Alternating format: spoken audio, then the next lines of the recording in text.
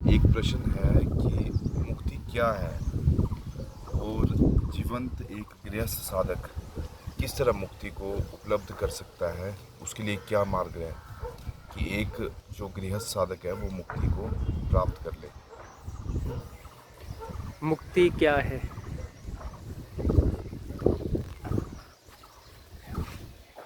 मुक्ति बहुत लोग चाहते हैं और मुक्ति क्या है यह ठीक से पता नहीं है। अधिकांश को पता नहीं है कि मुक्ति है क्या। और मुक्ति जो है हर कोई चाहता है। मुक्ति क्यों चाहता है? क्योंकि वह उसकी अल्टीमेट डेस्टिनी है ही। चाहे कोई भी हो, उसकी अल्टीमेट डेस्टिनी मुक्ति ही है। सेपरेशन का जो खेल शुरू हुआ लीला के तहत में, जिसमें माया एक उपकरण है, माया के माध्यम से यह खेल खेला जाता है। तो माया का अर्थ होता है ऐसी मान्यता जो कि वास्तव में है नहीं। अब कोई खेल खेलते हैं तो तो उसमें बताया जाता है कि ये टीम ए है या टीम बी है, जबकि ऐसा वास्तव में नहीं होता है।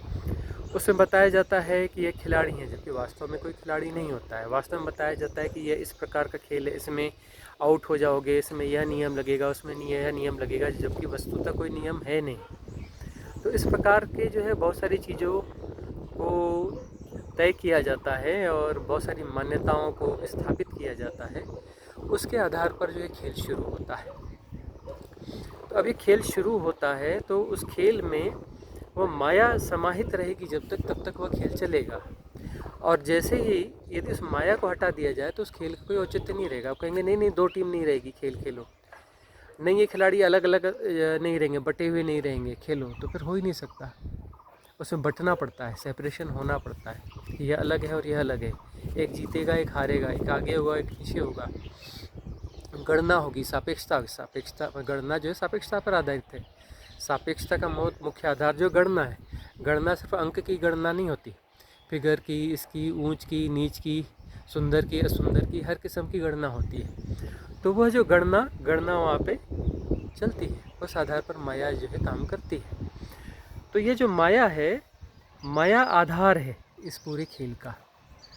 तो यह खेल जो है शुरू हो गया और चला आ रहा है। अब ये जो खेल मनुष्य होते होते खेल हो गया है पूरा।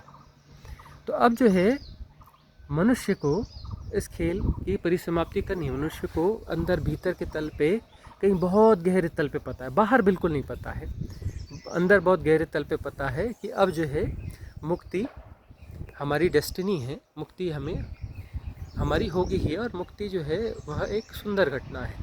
लेकिन यह भीतर के किसी बहुत गहरे तल को पता है, बाहर तल को नहीं पता है। बाहर तल को माया घेरे हुए मतलब मान्यता घेरे हुए कि यह मैं हूँ। उस खेल के हिसाब से वह कि मैं यह खिलाड़ी हूँ, मैं यह पात्र हूँ, मैं ऐसा हूँ, मैं वैसा हूँ, मैं अच्छा हूँ, बुरा हूँ, सुंदर हूँ, असुंदर हूँ। हजार तरीके की चीज़ें जो है वो घेरी हुई हैं। तो उसमें उसको यह भी है कि जो है मैं जो है गृहस्थ हूँ, मेरे पर यह जवाबदारियाँ हैं। यह भी माया है, यह भी तो माया ही होगी ना कि मैं गृहस्थ हूँ, मैं गृहस्थ नहीं हूँ, मेरी जवाबदारियाँ हैं, मेरी जवाबदारियाँ नहीं हैं। यदि मैं साधना करूँगा तो मेरी जिम्मेदारियों का क्या होगा? अरे, अजगर करे न चाकरी, पंछी करे न काम, दास मल्लुका कहे गए सबके दाता राम। है ना? तो जो है एक चींटी को भी भोजन की व्यवस्था होती है, सबको भोजन की व्यवस्था होती है। हम जो है हर चीज़ गारंटेड मान के चलते हैं कि हम जो है अपने परिवार को संभालते हैं, ये करते हैं, जिम्मेदारी निभाते हैं और ये हमारी, हमको यह ज़रूरी है, करना ही चाहिए। अब यदि किसी कारणवश कोई भी ऐसे है ना, करोड़ों अरबों गृहस्थ हैं, अब कोई गृहस्थ नहीं भी रहते हैं, कई बार उनकी डेथ हो जाती है अचानक। उनकी उम्र कोई भी हो, डेथ तो किसी भी उम्र में होती है, छोटे छोटे बच्चों की भी डेथ होती है। डेथ हो जाती है तो क्या फिर वो उनके परिवार का भरण पोषण नहीं होता है? क्या उनके भाग्य प्रारब्ध, कर्म प्रारब्ध काम नहीं करते? कर्म प्रारब्ध से ही चलना है ना, यह तो तय है ना। किसी के कर्म प्रारब्ध अच्छे हों तो जो है वो कोई कथा है ना कि किसी राजा की 3 बेटियां थी, वो कहता था कि तुम मेरे कारण ही तुम्हारा सबका भाग्य है। तो छोटी बेटी बड़ी बगावती थी, बोले नहीं नहीं, आपके कारण कोई भाग्य वाग्य नहीं, भाग्य तो अब कर्म प्रारब्ध है, उसके कारण है, आप तो निमित्त मात्र हैं। राजा को गुस्सा आया, ठीक है, देख तेरे कर्म प्रारब्ध क्या हैं, तू अपने करके बता तेरे कर्म प्रारब्ध अच्छे, मैं तुझे दे रहा हूँ इसलिए तुझे महल और सुख मिल रहा है, नहीं तुझे सुख कहाँ से मिलेगा। उठा के उसे जो जंगलों में फेंकवा देता है, बांध कर घनघोर जंगलों में, वहाँ पर अपना वास करती है। वहाँ पर एक राजकुमार आ जाता है, शिकार करते करते भटक के, और उससे भेंट हो जाती है और वह जो उसे अपने साथ ले जा लेता है, उसे पसंद कर लेता है और जो है वहाँ की रानी बन जाती है, एक बहुत बड़े देश की रानी बन जाती है। और जो है जो पिता है उसके साथ फिर कभी युद्ध होता है उनका और वह हार जाता है और वह गुलाम बन के आ जाता है और वहाँ पे वह रानी बनी बैठी रहती है। तो फिर जो है उस राजा को बाद में समझ में आता है कि कर्म प्रारब्ध ही सब कुछ होता है, मैं किसी को कुछ नहीं होता देने वाला। तो हमें लगता है कि मैं किसी को कुछ देने वाला हूँ, तो इसका क्या अर्थ है, साधक को मतलब परिवार को छोड़ देना चाहिए, जिम्मेदारियों को छोड़ देना चाहिए, ऐसा विचार क्यों किया जाता है। साधना करने से घर परिवार छूट जाएगा, ऐसा कहाँ है कि ऐसा हिप्नोटिज्म क्यों है। घर परिवार भी नहीं छूटता, जॉब भी नहीं छूटता, कुछ भी नहीं छूटता है। अब आप हमें देख करके तय करोगे कि ऐसा होगा वैसा होगा, भाई हमने तो जिम्मेदारी बनाई नहीं ना, इसलिए हमने गृहस्थी बनाई नहीं और कहीं हमारी कोई लाइबिलिटीज़ हैं ही नहीं, हमने क्रिएट ही नहीं करी, इसलिए इस तरीके से जी रहे।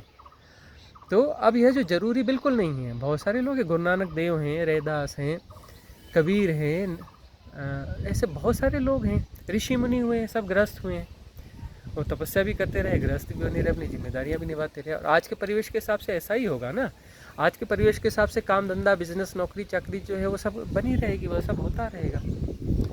तो साधना जो है साधना पे ओरिएंटेड होना चाहिए, साधना कंटिन्यू करनी चाहिए। यह गुणा भाग बीच बीच में क्यों आता है कि हम गृहस्थ हैं तो हमारे लिए मुक्ति होगी कि नहीं होगी, साधना हम कर पाएंगे कि नहीं कर पाएंगे। भी साधना करते चलो, साधना अपनी दिशा खुद तय कर लेगी ना। साधना होगी तो सब व्यवस्थाएं उसके हिसाब से अपने आप होती चली जाएंगी। जितनी जितनी साधना बढ़ेगी, ये बैरियर हम शुरू में ही क्रिएट कर दे रहे हैं, और शुरू में ही बैरियर क्रिएट किए है तो यात्रा होगी कैसे। बैरियर तो क्रिएट नहीं करना है ना, जहाँ बैरियर तोड़ना है, साधना यानी बैरियर तोड़ना है। हम शुरू में ही बैरियर क्रिएट करते हैं कि मुक्ति हो जाएगी तो हमारी साधना का, फिर हमारे परिवार का क्या होगा, हमारी लाइबिलिटीज़ का होगा, हमारी गृहस्थी के दायित्वों का क्या होगा। तो ये बैरियर हम खुद क्रिएट करते हैं, जबकि साधना होते चली जानी चाहिए, बैरियर क्रिएट नहीं होना चाहिए। और घर परिवार गृहस्थी काम धंधा व्यापार सब अपनी जगह चलता रहेगा, कहीं कोई दिक्कत नहीं आती है। और मुक्ति जो है, मुक्ति तो सबकी होनी ही है। तो साधना जो है उस मुक्ति को हम निकट ले आते हैं, पास में ले आते हैं। अगला प्रश्न। हाँ गुरुजी, मेरा एक अगला प्रश्न है कि प्रारब्ध का साधना में क्या योगदान है, और अगर किसी व्यक्ति का प्रारब्ध पूर्व में कमज़ोर रहा हो, हाँ और अगर उसके पूर्व में ऐसे कर्म नहीं है कि वो मुक्ति के नज़दीक है, पूर्व में अपनी यात्राएं पूर्ण करके नहीं आया, तो क्या उसका भी उस जन्म में मुक्ति में पहुंचना संभव है? क्या इसमें इसका कोई रास्ता है जिससे प्रारब्ध कमज़ोर होने पर भी व्यक्ति मुक्ति की तरफ जा पाए? हाँ, यह प्रश्न बहुत गहरा प्रश्न है कि प्रारब्ध जो है, प्रारब्ध के हिसाब से किसी व्यक्ति की साधना के उतनी अपॉर्चुनिटीज़, उतनी पॉजिटिव संभावनाएं यदि नहीं है प्रारब्ध कर्मों के आधार पर, तो उसकी साधना क्या गहरी जा सकती है, क्या वह मुक्त हो सकता है? ये प्रश्न सचमुच में गहरा है। प्रारब्ध हैं तो प्रारब्ध में पहली बात तो यह है कि जो मनुष्य कुछ जन्मों से मनुष्य हो चुका है तो उसके कुछ पुण्य होते हैं। इवन जातक कथाएं हैं, वह भी तो आप सुनो, देखो, पढ़ो, समझो। उन जातक कथाओं में भगवान बुद्ध के पूर्व जन्मों का है कि किसी जन्म में वह कुछ थे, किसी जन्म में कुछ थे। उन्होंने बहुत सारे व्यक्तियों के बारे में भी कहा कि कभी हाथी थे, कभी बंदर थे, कभी यह थे, कभी वह थे। उस वहाँ रहते हुए भी उन्होंने कुछ पुण्य कर्म किए। तो कोई भी पुण्य कर्म यानी किसी दूसरे की सेवा करना, दूसरे किसी का सहयोग करना, किसी कुछ कल्याण करना, किसी का भला करना, तो कल्याण की भावना, भले की भावना जो है, यह भावना है एक्चुअली कि सब एक ही हैं। अद्वैत से प्रेरित होकर के ही वह होता है, या ऐसी प्रेरणा आती है उसको फॉलो करते हैं तो आप अद्वैत की ओर कदम बढ़ाते हैं, एक साधना है। इसलिए जो सेवा है वह सदा साधना के रूप में देखी जाती है कि आपने किसी भूखे को भोजन कराया, किसी उपयुक्त पात्र को दान दिया, किसी साधक की मदद करी, तो वह जो साधना है वह भी एक साधना है और यह पुण्य है। और यह पुण्य जो है साधना के विकास के रूप में फलित होगा। तो ऐसा तो होता नहीं है कि पुण्य कुछ न कुछ न हो। पुण्य होते ही हैं, क्योंकि सृष्टि के नियम में ही है कि कुछ ना कुछ पुण्य हुए रहते हैं। उन पुण्यों के बदौलत जो है प्रकृति क्या करती है, इस जन्म में भी कुछ अच्छे संतों से, गुरुओं से, सदगुरुओं के से मिलाती है। वह आसपास से गुजरते हैं और हमें उसकी सूचना मिलती है कि कोई संत आए हैं, कि कोई बुद्ध पुरुष आए हैं, कि कोई ज्ञानी पुरुष आए हैं, कि कोई सदगुरु आए हैं। इसकी सूचना हमें जो है मिलती रहती है। तो वह सूचना मिलती है हमें, ये शब्द पता है कि ये गुरु हैं या फलाना है ढिकाने, सूचना तो मिलती है। अब यहाँ पर हमारी फ्री विल है। यदि हम उनके संग सानिध्य में सब जाते हैं तो हम अपने प्रारब्ध कर्मों को की दिशा को मोड़ देते हैं। यह सानिध्य जो है ऐसा होता है, सद्गुरुओं का सानिध्य, सचमुच के संत जो हैं उनका सानिध्य ऐसा होता है कि वह हमारी दिशा को मोड़ देता है, हमारे प्रारब्ध कर्मों को जो है पलट देता है, और हम जो है साधना की ओर उन्मुख होने लगते हैं। भले हमारे प्रारब्ध में, पुराने प्रारब्ध में साधना इस जन्म में उतनी नहीं लिखी है, लेकिन वह इन्फ्लुएंस जो, वह सानिध्य जो है, वह सत्संग जो है हमें साधना की ओर उन्मुख कर देता है और साधना हमारी बढ़ने लगती है। और उनके सत्संग में हमारी साधना ऊंचाइयों पर उठती जाती है और हम मुक्ति की राह पर चल पड़ते हैं। और सद्गुरु सचमुच में सद्गुरु है तो वह आचार्य है। आचार्य हो मृत्यु, यानी कि उसके सत्संग में महामृत्यु घटेगी, या महामृत्यु यानी मुक्ति जो है महामृत्यु किसकी? झूठ की, माया की। जो माया के द्वारा हमने अपना होना मान रखा है, अपना सेपरेशन मान रखा है, अपनी भ्रांत सत्ता को हमने मान रखा है, वह मरेगी। उसका मरना, झूठ का मरना, पूरा झूठ का पुलिंदा है, वह झूठ का पुलिंदा जो है वह मरेगा। और सद्गुरु क्या करते हैं, इन इन्फ्लुएंसेस को तोड़ते हैं, उस माया को तोड़ते हैं कि तुम यह भी नहीं हो, तुम यह भी नहीं हो, तुम यह भी नहीं हो। वह साधनाएं करवाते हैं, उनकी देशना में यही छुपा रहता है कि तुम शरीर नहीं हो, तुम शरीर को देखो, तुम शरीर से अलग हो, नेति तुम शरीर नहीं हो, नेति तुम मन नहीं हो, नेति तुम साक्षी नहीं हो, नेति तुम आत्मा नहीं हो, नेति तुम परमात्मा नहीं हो, तुम इन सब से अलग हो, इन सब से ऊपर हो, तुम वह परम तत्व हो जो परम तत्व शब्द में नहीं समाता, तुम वह सत्य हो जो सत्य शब्द में नहीं समाता है। ठीक है गुरुजी, मेरा अगला प्रश्न ये है कि जो साधक के जीवन में जो उसके अंतर तल में एक शुद्ध भाव जो हमारे भीतर होता है, तो किसी साधक के अंदर जो शुद्ध भाव है उसका साधना में क्या योगदान है, और भाव का साधना में कितना महत्व है? हाँ, भावों का साधना में क्या उपयोग है, और दूसरी बात, शुद्ध भाव होने से साधना में क्या सहयोग होता है। भावों की शुद्धि जो है वह साधना में बहुत उपयोगी है। शुद्धि तो हर जगह उपयोगी है। इवन जो है शरीर की शुद्धि भी ज़रूरी है। वैसे कहने को कहा जाता है, कई लोग कहते हैं कि अरे क्या तन को संवारता है, क्या तन को क्या करता है। अरे भाई, यह तन जो है, तन भी एक माध्यम है। ये मनुष्य तन मिला है, पहले दूसरे तन थे, उसमें उन तन के सहारे जो साधना में गति नहीं थी, अब यह तन मिला है। इस तन की भी जो है शुद्धि होनी चाहिए। इस तन को भी नहला धुला के साफ़ सुथरे रखने चाहिए, साफ़ सुथरे कपड़े पहनाने चाहिए, स्वच्छता का ध्यान रखना चाहिए। अच्छे से स्नान करो तो रोम छिद्र खुल जाते हैं ना, और कितनी ताजगी मिलती है। अच्छे साफ़ वस्त्र पहनो तो कितना आनंद आता है, उसका टच कितना अच्छा लगता है। तो शुद्धि का बड़ा महत्व है। ऐसे मन की शुद्धि का महत्व है। तो मन में जो है तरह तरह की अशुद्धियाँ हैं, ईर्ष्या है, द्वेष है, विकार है, काम क्रोध मद लोभ मोह दंभ दर्प गर्व अहम ईर्ष्या द्वेष बैर मात्सर्य घृणा भय प्रमाद, तरह तरह के विकार हैं। तो यह अशुद्धियाँ हैं। ये अशुद्धियाँ जब हटती हैं तो कितना हल्कापन लगता है। तो अशुद्धियों का विकार हट जाएंगे तो मन ही नहीं रहेगा, वह शुद्धि है। और अमनी दशा जो है वो निर्भर अवस्था है, बहुत आनंद की अवस्था है। ऐसे ही भाव हैं।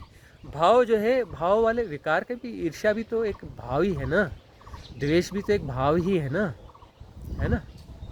तो अब ये जो भाव है, ये भाव यदि विसर्जित होते हैं और शुद्धि होती है, विसर्जित होते हैं और शुद्धि होती है, तो जो है लोभ जो है वो दान बन जाएगा, क्रोध जो है वो प्रेम बन जाएगा।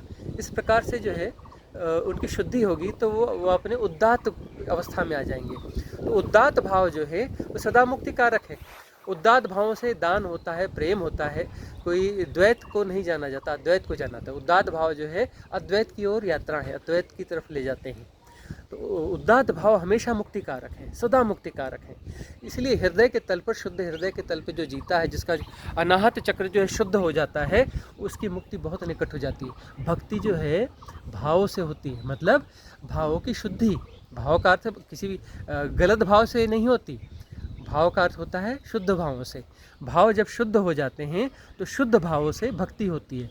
और भाव यदि परिपूर्ण, ये जो उपाय है ना, भक्ति एक उपाय है। भक्ति के बारे में बहुत सारे लोग प्रश्न करते हैं कि भक्ति में ऐसा, भक्ति में, अरे भक्ति है भावों की शुद्धि। आलम्बन कुछ भी लो, उसमें जो समर्पित होते हो, मतलब भावों की शुद्धि करोगे तभी तो समर्पित हो पाओगे। अशुद्ध भाव से कैसे समर्पित हो पाओगे?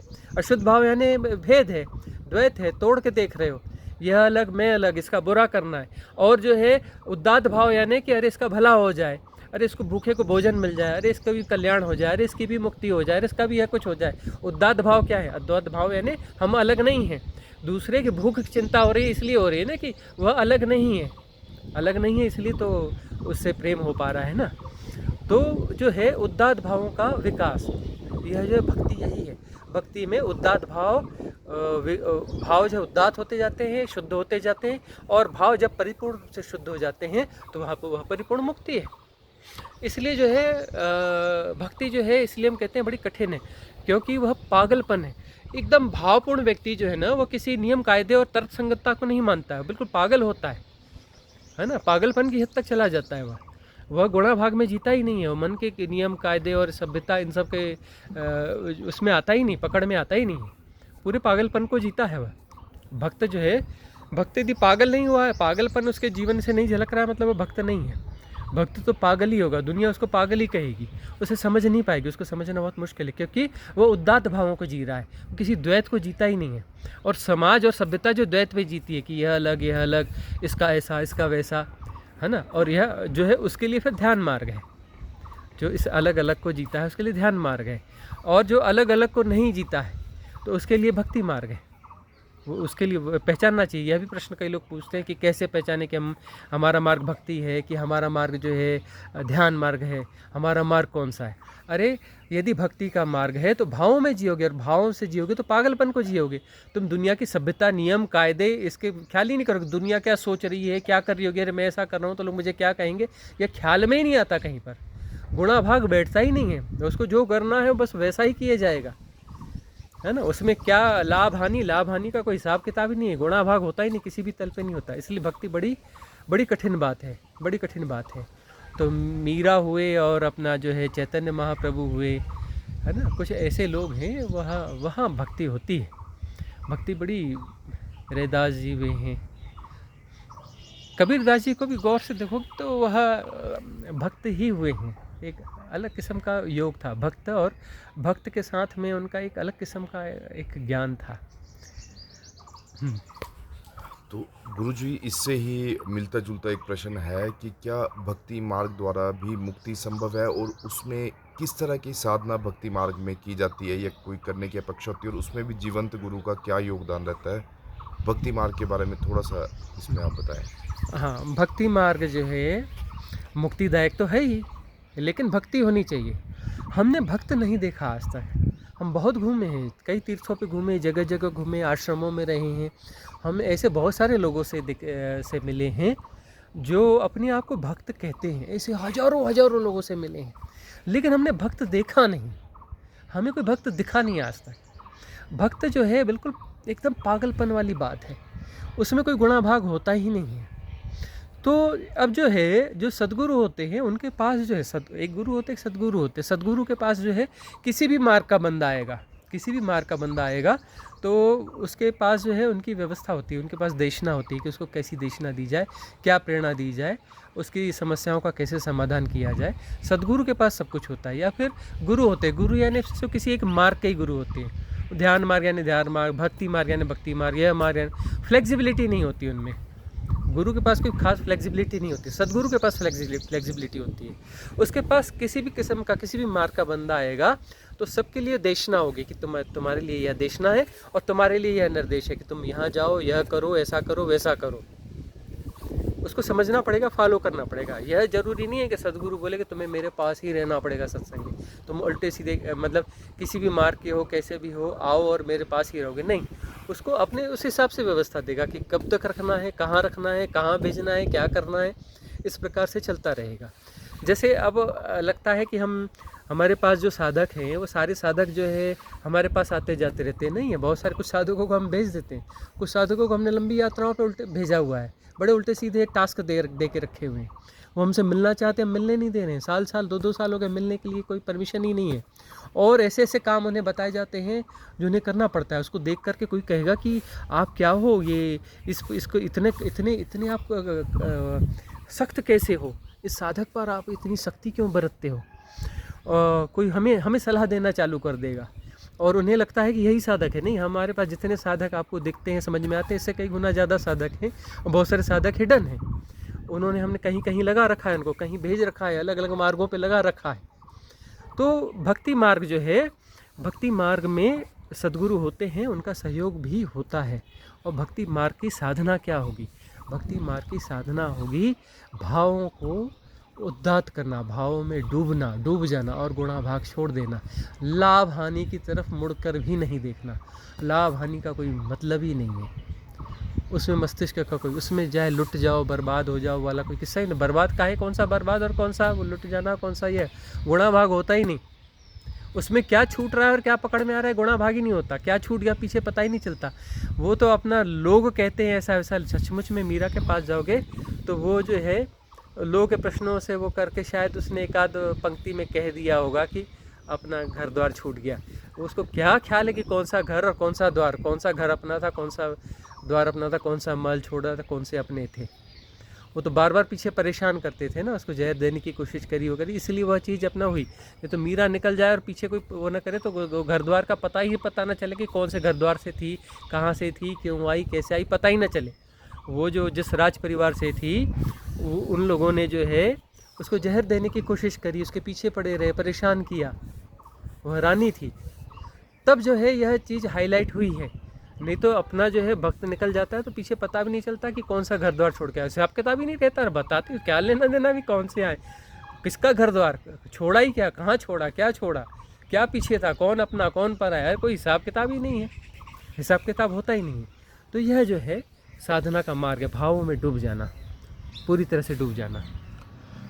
गुरुजी, एक प्रश्न और है कि अद्वैत साधना को छोड़ के मुक्ति के अन्य कौन कौन सी साधना है, उन पे आप थोड़ा प्रकाश डालें। या अन्य कौन से मार्ग है, साधना नहीं, कौन से मार्ग है? जैसे अद्वैत एक मार्ग है मोक्ष पाने का, मुक्ति का, वैसे अन्य जो मुख्य मार्ग है मोक्ष के, उसके थोड़ा प्रकाश डालें। इसमें तो हमने अपना चर्चाएं की हुई है। षड दर्शन होते हैं, तो षड दर्शन हैं तो अब हैं भी, अब सांख्य भी है, ठीक है ना। लेकिन आज की उसमें सांख्य की, मीमांसा की, है ना, विशिष्टाद्वैत है, इनकी कोई कैसी क्या उपयोगिता है ऐसा नहीं है। अभी जो है ना ये टू मच इन्फॉर्मेशन का युग है, इंटेलिजेंस का युग है।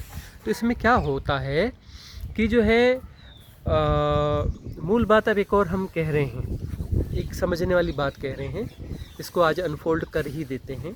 बहुत दिनों से हमें लग रहा था कि यह बात कभी ना कभी बोल दी जानी चाहिए कि अब एक्चुअली ऐसा नहीं है कि यह व्यक्ति सिर्फ जो है अद्वैत और साधना ध्यान मार्ग जो है इसी का ही यह व्यक्ति होगा, अन्य टूल्स का उपयोग नहीं कर सकता। ये टूल्स हैं। तो एक्चुअली अभी ऐसा है कि जहाँ बहुत सारे टूल्स का उपयोग करना पड़ता है, क्योंकि पिछले जन्मों में जो है बहुत सारी चीज़ों से भटक के आए हो साधना में। जैसे अब हमारे पास जो लोग आ रहे हैं, वह ऐसा व्यक्ति तो हमारे पास आ नहीं सकता जो पिछले जन्म में पशु था और पहला जन्म मनुष्य का हुआ और हमारे पास आ जाएगा। हमारे पास तो वो आएगा जिसके बहुत सारे जन्म हो चुके और बहुत सारी साधना पद्धतियों में रह चुका, बहुत जगह भटक चुका, भटक के वो हमारे पास आएगा। ऐसे तो आ नहीं सकता। तो वो अलग अलग मार्गों में भटका है। षड दर्शन के हिसाब से भी हर दर्शन में बहुत सारे उसमें और अपना विभाजन होते हैं। वो बहुत सारी जगहों को जी के आया हुआ है। तो जो है अभी का युग ऐसा युग है कि अब सांख्य है, मीमांसा है, विशिष्टाद्वैत है, भक्ति है, योग है ना, अद्वैत और ये सारा कुछ जो भी है, हठ योग है, तरह तरह की जो भी पद्धतियां हैं, जो कुछ भी है, तो अब इसका जो है एक मिश्रण काम करता है, और हर व्यक्ति के लिए मिश्रण अलग अलग काम करता है। आयुर्वेद में नहीं देखा कि जो है यौगिक ज़्यादा काम करते हैं, यौगिक का मतलब मिश्रण, उसमें जो है अलग अलग दवाओं के मिश्रण बनाए जाते हैं, और उसका वहाँ पर एक और एक मिलके 11 होते हैं, और एक करके 3 मिलाया तो 111 होते हैं, 3 नहीं होते हैं। तो इस प्रकार से जो है यह योग जो है काम करता है। अभी जो है मिश्रण दिया जाता है, लेकिन अब किसी की भावधारा कुछ ऐसी है कि वह किसी विशिष्ट मार्ग के लिए ही बना है, तो उसको विशिष्ट मार्ग में ज़्यादा धकेला जाता है। अभी जो है इस एरा में जो ध्यान साधना से पहुंचने वाले लोग हैं, ध्यान साधना से जुड़े हुए लोग हैं, इसके आग्रही लोग हैं, उनका जन्म ज़्यादा है। तो ऐसे लोग ज़्यादा आएंगे, और हमारे पास ऐसे लोग और ज़्यादा आएंगे। बाकी लोग भी आते हैं और आएंगे, लेकिन जो ध्यान साधना से जुड़े हुए लोग हैं वह आएंगे। अब जैसे एक जो है एक युवती आई थी, और वह जो है भक्ति और बाकी चीज़ों की भी उसके जीवन में चर्चा थी, बाकी कुछ भी था, गृहस्थ भी है, ऐसी भी है, लेकिन अब वह आई और उसको जो है सुसाइड के थॉट्स आते थे। तब जो है उसे हमने बुलाया, जो एक विषय बहुत काफ़ी ख़राब स्थिति में थी, उसे लगा कि बस उसे अब सुसाइड कर ही लेना चाहिए। तो अचानक हमने बुलाया, और संयोग ऐसा था कि वह आसपास थी और वह रिट्रीट में रह के गई।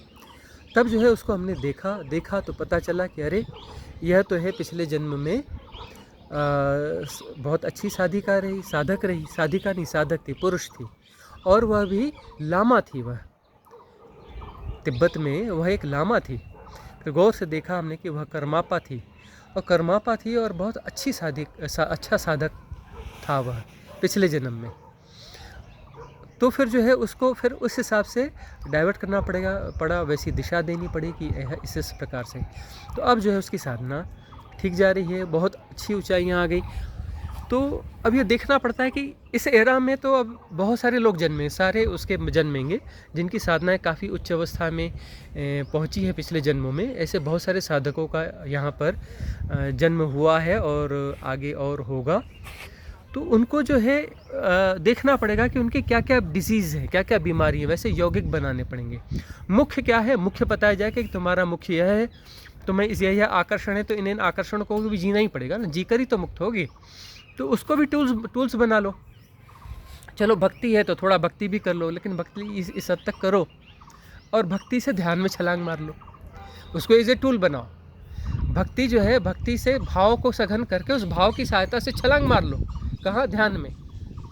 अब जो है मीमांसा है, मीमांसा का इस प्रकार से प्रयोग करो कि इस मीमांसा के सहारे जो है अपना जो बाधाएं हैं ध्यान की, उस बाधाओं को काट लो। हठयोगी हो तो हठयोग को अपना साधना में, आसन साधने में, कुछ चीज़ों में इस प्रकार से इसका उपयोग कर लो। ठीक है ना? तो विशिष्टाद्वैत है या कुछ और है, इन सब को कैसे कैसे उपयोग कर सकते हो। तो ये 1 to 1 काम है, एक एक साधक पर काम है। इसलिए जो है हमारे पास जो है बहुत ज़्यादा भीड़ या उल्टी सीधी भीड़ नहीं भी आएगी। हमारे पास जो बहुत गहरे साधक, चुने हुए लोग, सिलेक्टेड बीइंग्स जो हैं, चूजन फ्यू है ना, वो चुने हुए लोग ही हमारे पास आएंगे। और हमें जो है 1 to 1 काम करना पड़ेगा, क्योंकि ये साधारण साधक नहीं है जो हमारे पास आते हैं, ये विशिष्ट साधक हैं जिनकी संभावना है कि वह जो है इसी जन्म में मुक्त होंगे, इसी जन्म में मुक्त होंगे। ऐसे साधक ही हमारे पास जो है आ सकते हैं।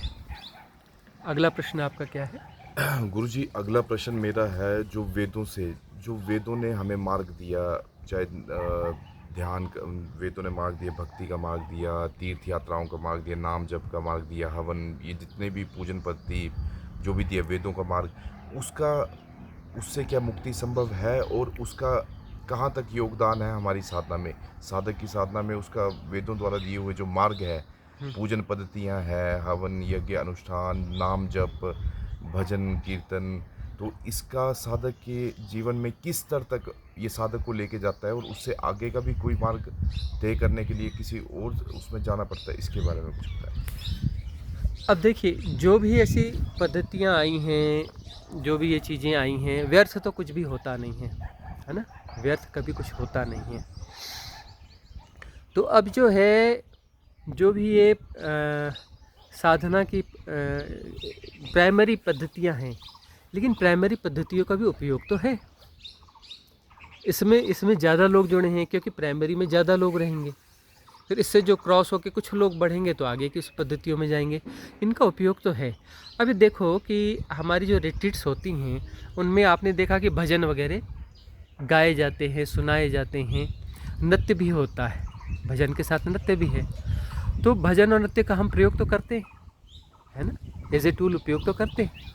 तो ऐसे बहुत सारी पूजन पद्धतियाँ हैं। तो पूजन पद्धतियाँ जो है, अब कोई व्यक्ति है जिसका मन बहुत ज़्यादा भटकता है इधर उधर, तो उसको कहते हैं कि जाओ अपना पूजा पद्धति कर लो, तो कि थोड़ी देर कर कहीं पर जो है वो टिकेगा तो सही।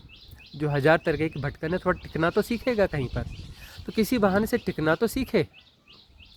तो इस प्रकार से इसका उपयोग तो है, तो लेकिन ये प्राथमिक उपयोग ही है, लेकिन इसका उपयोग सुंदर तरीके से किया जा सकता है। जैसे कि हम भजन का बड़ा प्रयोग करते हैं और नृत्य का भी बड़ा प्रयोग करते हैं। अब जो व्यक्ति अपना आज के युग में, इस ज़ॉम्बीज़ वाले युग में, जो बिल्कुल मशीन की तरह जी रहा है, बड़ी सभ्यता को वो करके जीता है, बड़ा अकड़ के जीता है या करके जीता है। हालांकि अभी ये जो नए यंग जनरेशन आ रही है, ये थोड़ा सा डांस कर रही है, घूम रही है, थोड़े उसमें रह रही है, तो ये अब इस एरा के कारण ये सब हो पा रहा है। तो हम जैसे उनका प्रयोग करते हैं कि डांस कर लो। डांस करोगे तो क्या होगा कि वह जो अकड़ है कि मैं कुछ विशिष्ट हूँ, यह हूँ, वह हूँ, है ना, मैं कैसे ऐसे डांस कर सकता हूँ, कहीं पर भी कैसे डांस कर लूँगा, तो वह नृत्य करता है। नृत्य करता है तो उसका अहंकार कहीं गलता है, कहीं टूटता है। तो ये विधि है ना। तो पुराने समय में मंदिरों में नृत्य हुआ करते थे, अब तो नृत्य कम हो गए। सारे मंदिरों में नियमित नृत्य हुआ करते थे, भजन के साथ नृत्य अनिवार्य हुआ करता था। अब बैठकर लोग बस गाते रहते, भजन और नृत्य साथों साथ चलते थे। तो भजन गाएंगे तो भीतर में कुछ लयबद्धता आती है ना, भजन तो लय में गाया जाता है ना। अब लयबद्धता आती है, सुंदर संगीत होगा, तो सुंदर संगीत कहीं ना कहीं कुछ अलाइनमेंट तो दे रहा है ना। वो अलाइनमेंट साधना में काम आएगा कि नहीं है? साधना का मतलब क्या है? अलाइनमेंट को ठीक करना। तो भजन जो है उपयोगी है ना, एक टूल है ना अलाइनमेंट के लिए। नृत्य जो है अकड़ को तोड़ रहा है, अकड़ को तोड़ रहा है, व्यक्ति को सहज सरल साधारण बना रहा है। बिल्कुल एक ढंग से ही चलता है व्यक्ति, एक ढंग से उठता बैठता है। ये कोई तरीका है? अरे नृत्य करो, यह करो तो अपना जो है कुछ फ्लेक्सिबिलिटी आएगी, कुछ सरलता आएगी। तो ये सारी चीज़ें उपयोगी हैं, व्यर्थ कुछ भी नहीं है, सबका विज्ञान है। कब कहाँ कितना उपयोग होना चाहिए उतना उपयोग हो जाए, लेकिन वही सब कुछ है ऐसा कहोगे तो फिर प्राइमरी में ही फंस जाओगे। अरे प्राइमरी क्लास के बगैर आगे जा भी नहीं सकते, लेकिन प्राइमरी क्लास ही सब कुछ है तो प्राइमरी क्लास में ही रह जाओगे हमेशा के लिए, आगे जा ही नहीं पाओगे। गुरुजी, मेरा जो ये प्रश्न है ये ध्यान से जुड़ा हुआ है कि मेडिटेशन और जो ध्यान है ये साधक के लेवल, मतलब साधना में किस स्तर की साधना है ये मेडिटेशन और ध्यान? क्योंकि अगर आप देखो भगवान शिव को, उनको योगेश्वर बोला जाता है, भगवान नारायण योगेश्वर, वो भी ध्यान में रहते हैं। नर नारायण की साधना वो ध्यान में की जाती है। तो ध्यान जो है, क्या ये कहीं ऐसा लगता है कहीं अंतिम पड़ाव तो नहीं है साधना का? ईश्वर और साधक के बीच या मुक्ति और साधक के बीच ये कहीं अंतिम तो नहीं है? ये इसकी पुष्टि करें। हाँ, ध्यान वास्तव में, जैसे हम ये कहते हैं कि भजन है, साधना है, पूजन की विधियां हैं, ये सब कुछ है, ये प्राइमरी है। तो ध्यान जो है यह कॉलेज है, ठीक है ना, ये कॉलेज है। यह अंतिम पड़ाव वाली स्थितियां ही हैं कि जहाँ पर हम स्थिर ठहरना सीखते हैं, तन से ठहरना, मन से ठहरना, और जो भी है भावों के तल पे ठहरना, हर तल पे ठहर जाना। ठहरा हुआ मन जैसा कुछ नहीं होता तो मन वहाँ विदा हो जाता है। ठहरा हुआ तन जो है पता चलता है कि तन है, मैं नहीं हूँ, नेति, यह मैं नहीं हूँ। ठहरे हुए भावों में भाव विदा हो जाते हैं, फिर यह जाना जाता है कि मैं भाव नहीं हूँ। तो फिर उसके बाद में साक्षी भी कहाँ बचेगा जब कोई विषय ही नहीं है ना। साक्षी कुछ जान रहा है ना, उसके पास कोई साक्षी ही नहीं है तो साक्षी कहाँ से बचेगा? तो साक्षी भी विदा हो जाता है। फिर जो कॉन्सेप्ट यदि आत्मा परमात्मा के हैं और अपना कोई ऊपर के कोई कुछ ऐसी चीज़ें जिन्हें जिया जा रहा है वह भी विदा हो जाते हैं। तो ध्यान में कुछ नहीं, सब कुछ ठहर गया। सब कुछ ठहर गया मतलब निश्चल तत्वम जीवन मुक्ति, जहाँ पर वह तत्व जो है पूरी तरह से निश्चल है, निर्गुण है, निराकार है, असीम है, अनंत है, उसे हम शिव तत्व कहते हैं। योगेश्वर शिव ने जिस तत्व की देशना दी वो उनके सम्मान में उस तत्व को हम शिव तत्व कहते हैं। उनके सम्मान में उस तत्व को शिव तत्व कहते हैं। उस तत्व का कोई नाम नहीं है, लेकिन पहचानने के लिए हमारे पास भाषा है, भाषा में कोई तो नाम देंगे ना। तो नाम हम उस योगेश्वर शिव के नाम से ही उसे शिव तत्व कह देते हैं कि वह जो है निर्गुण है, निश्चल है, निराकार है, देश काल के पार है, अनंत असीम निर्गुण निराकार, निश्चल तत्व जीवन मुक्ति। गुरुजी, एक प्रश्न है कि जो मुक्ति है, क्या एक ये ब्लिसफुल प्रक्रिया है जब मुक्ति घटित होती है, या ये एक आनंदमय प्रक्रिया है? तो अगर ये एक आनंदमय प्रक्रिया है तो ये क्या हर साधक के लिए पॉसिबल है इसको उपलब्ध करना? ये ब्लिसफुल तो है ही, और ये हर साधक के लिए है ही। हर कोई पात्र है इसका, हर कोई पात्र है, लेकिन क्या वह उसका चुनाव है? यहाँ एक फ्री विल है। अपात्र यहाँ कोई भी नहीं है, कोई भी मनुष्य अपात्र नहीं है। हर व्यक्ति पात्र है इस साधना का। इस साधना के द्वारा वह ब्लिसफुलनेस जो है वह घटित होती है, वह घटित होती है, और यह हमें चुनना होता है। अब हमारी टॉप प्रायोरिटीज़ क्या हैं?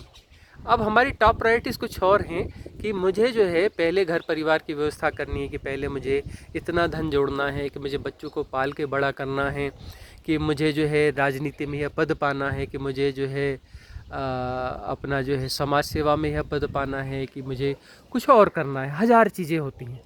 तो अब कौन सी टॉप प्रायोरिटीज़ हैं हमें? यदि उस टॉप प्रायोरिटीज़ को जी रहे हैं तो साधना में तो जा नहीं पाएंगे। साधना जो है, साधना जब टॉप प्रायोरिटी होती है तभी साधना में जाया जाता है, जो वास्तविक साधना है। और वास्तविक साधना ही ब्लिसफुल है। साधना के नाम पर यदि उल्टे सीधे कुछ भी चीज़ें की जाएंगी तो फिर वह साधना नहीं है। साधना सहज सरल होती है, सहज सरल ही साधना होती है। तो सहज सरल साधना की बहुत सारी विधियाँ होती हैं, विधियों का प्रयोग होता है। उन विधियों के माध्यम से साधना में प्रवेश किया जाता है। मुख्य तौर पर 6 विधियाँ होती हैं, जिसे हम षड दर्शन कहते हैं। लेकिन आज के युग के हिसाब से टू मच इन्फॉर्मेशन, एक व्यक्ति ऐसा, हर व्यक्ति को देखो वो बहुत सारे भूमिकाओं को निभा रहा है आजकल।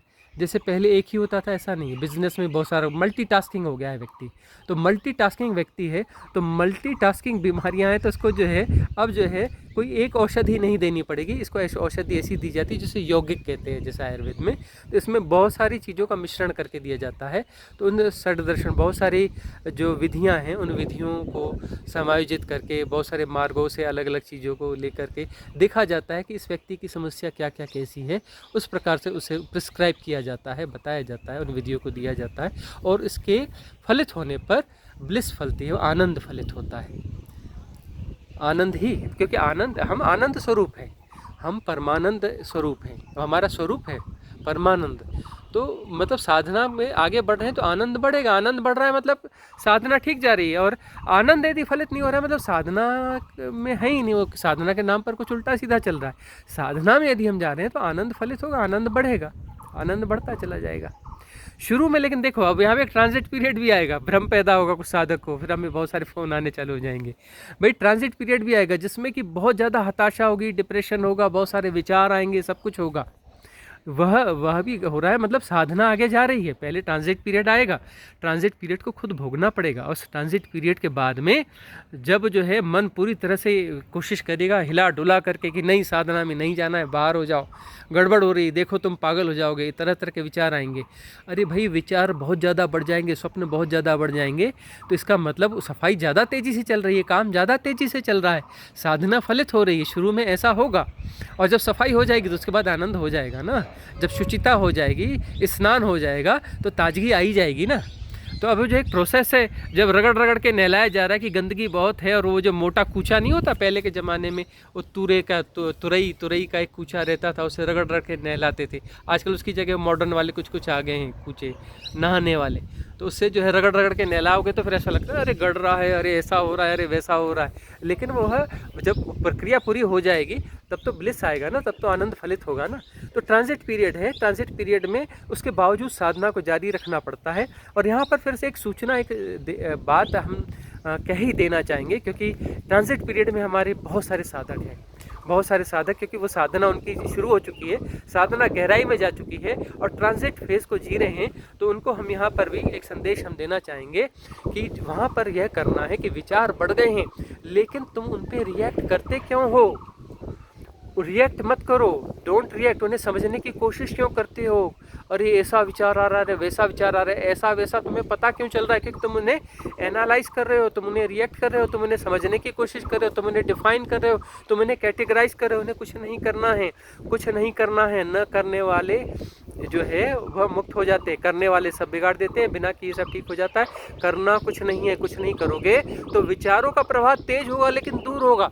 अब यदि हाईवे के बाजू में बैठ जाओगे तो वह शोर तुम्हें पागल कर देगा, लेकिन यदि तुम बिल्कुल रिएक्ट नहीं कर रहे हो, तुम बिल्कुल उसको समझने की कोशिश नहीं कर रहे हो, एनालाइज नहीं कर रहे हो, डिफाइन नहीं कर रहे हो, परेशान नहीं हो, कुछ नहीं कर रहे हो, जो हो रहा है बेचैनी हो रही तो बेचैनी को भी जानते रहो, करो कुछ भी मत, तो फिर जो है तुम हाईवे से दूर होते जाओगे, 10 मीटर दूर, 100 मीटर दूर, 1000 मीटर दूर, 1 किलोमीटर दूर, 5 किलोमीटर दूर।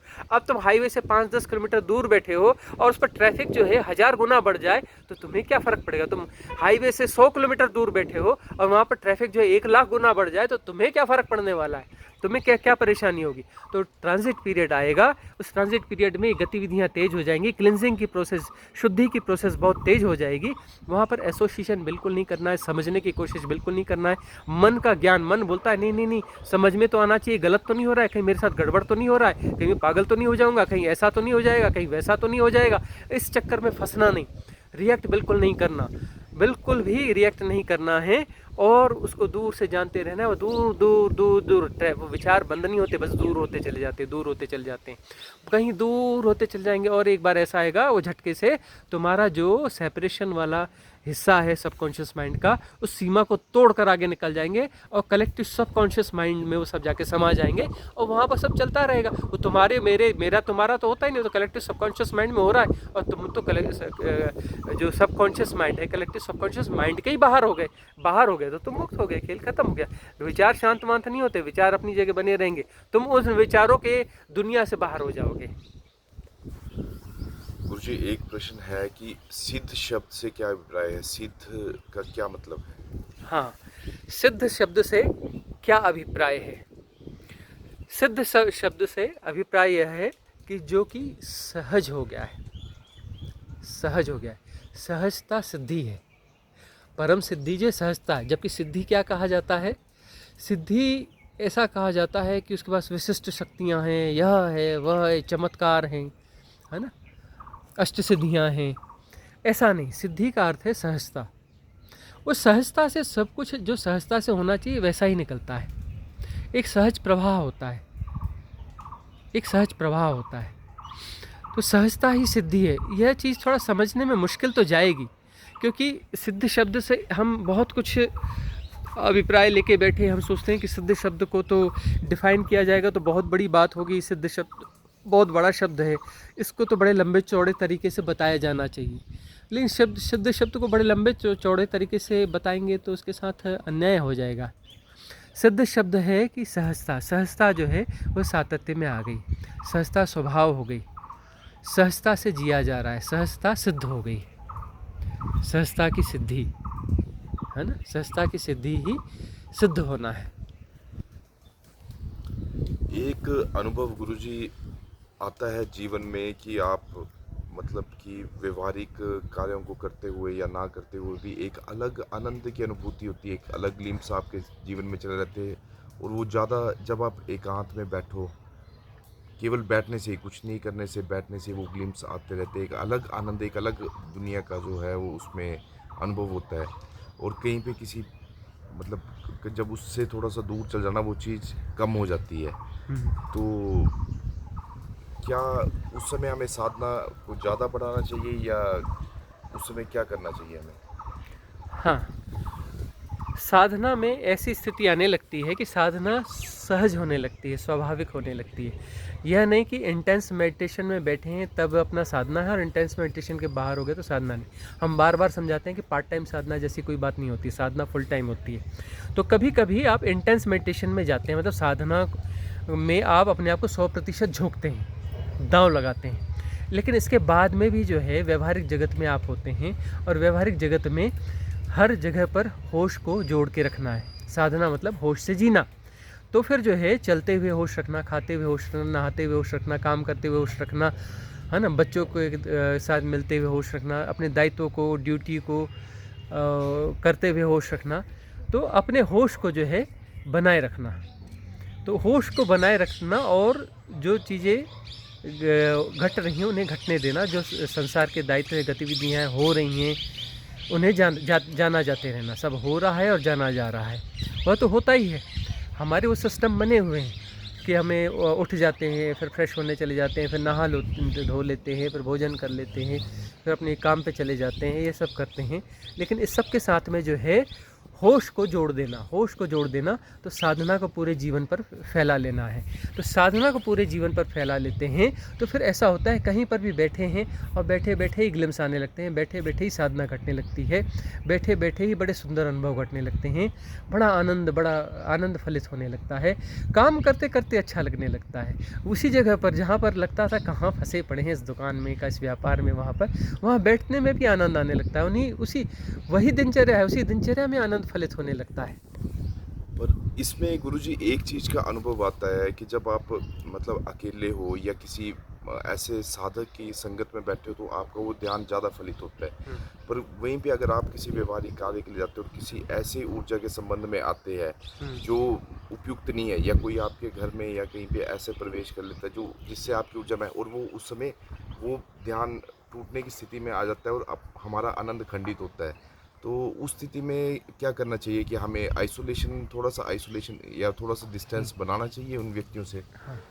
ऐसी स्थिति हाँ, आती है। साधना काल में ऐसी स्थितियाँ आती हैं कि कई बार निगेटिव लोग आ जाते हैं। अब कोई पॉजिटिव लोग आते हैं तो उनके सत्संग में बड़ा मज़ा आता है, जो साधक किस्म के हैं, अच्छी ऊर्जा वाली जगहों में, पॉजिटिव एनर्जी वाले फील्ड्स में हम बैठते हैं तो बहुत अच्छा लगता है।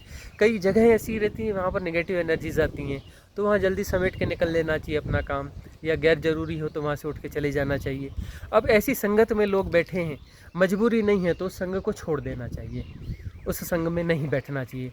मजबूरी है तो फिर क्या करें, तो प्रोटेक्शन लेयर क्रिएट करनी चाहिए। तो प्रोटेक्शन लेयर हमने क्रिएट करना बताई है, तो अब जो है प्रोटेक्शन लेयर अपना 2 मिनट में भी क्रिएट कर लो, वहाँ बैठे बैठे ही बस भाव करो, आंख बंद ना भी कर सको तो खुली आंख से ही कर लो, वहाँ प्रोटेक्शन लेयर तो क्रिएट कर लेनी चाहिए। भाव करो कि पूरे शरीर में जो है, शरीर से 2 इंच ऊपर में एक जो है लेयर चढ़ रही है ऊर्जा की। ऐसे मान के चलो कि कुछ ग्लास है, ऊर्जाओं का एक ग्लास है, उसकी लेयर से प्रोटेक्ट कर रही है, उसकी शील्ड चढ़ रही है पूरे शरीर पर, और शील्ड चढ़ गई है, वो डिवाइन एनर्जीज़ की शील्ड है, और जो है वो हमें नेगेटिव ऊर्जाओं से बचा रही है। वो कंप्लीट प्रोटेक्शन लेयर है और डिवाइन एनर्जीज से बनी है, और वह 100% पावरफुल है, किसी भी नेगेटिव एनर्जी से हमें बचा लेगी। इस भाव के साथ में उसको क्रिएट करना है, वह क्रिएट कर लेंगे तो उससे काफ़ी राहत हो जाएगी। ऐसी जगहों पर क्रिएट कर लेना चाहिए। हमने कुछ ध्यान पद्धतियाँ दी हैं, शिवोहम ध्यान, संपूर्ण ध्यान, 10 दिसंबर का ध्यान, और कोई और बता रहा था कोई एक और ध्यान है, तो जैसे 4 ध्यान की पद्धतियाँ हैं जिसमें कि प्रोटेक्शन लेयर है। उन पद्धतियों का प्रयोग कर सकते हैं जिसमें आप प्रोटेक्शन लेयर बना सकते हैं, अपने घर की भी प्रोटेक्शन लेयर बना सकते हैं। उसमें आप भाव करें, उन गाइडेड मेडिटेशन इन्हें लगा लें, और उसमें जो है फिर अपने घर का भी पूरा प्रोटेक्शन लेयर कर लें कि आपका पूरा घर जो है उस एक गोल कांच की गेंद बन गई है डिवाइन एनर्जीज़ की, और अब घर को प्रोटेक्ट कर दिया है, तो उसमें जितनी भी नेगेटिव एनर्जीज़ है उससे वह प्रोटेक्ट हो जाएगा। तो उसका आप प्रयोग कर सकते हैं। ठीक है, ठीक है गुरुजी, बहुत आनंद आया इसका। ठीक है, तो यह पॉडकास्ट अब यहाँ समाप्त करते हैं।